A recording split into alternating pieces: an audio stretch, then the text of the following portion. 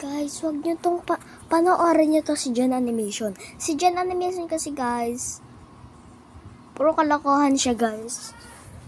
Puro siya kalokohan. Kaya sa inyo, panoorin nyo siya sa YouTube. Sa search nyo, Jen Animation, makikita nyo.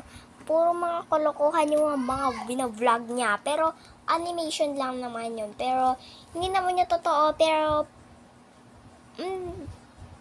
Jen Animation, panoorin nyo kasi maganda rin naman yung mga kalokohan niya, pero wag nyo tuturarin kasi masama yun sobra. Ha? Hindi. Bakit? Hindi kasi nag-aano ako dito, papansin to eh. Ay, oo guys. So, i-ano nyo na yung mga ganun si Jen Animation, si Arkin, mga friend niya, i-share niya rin yun. Lagi ka na lang mamansin, di kaya nga tumigil dyan.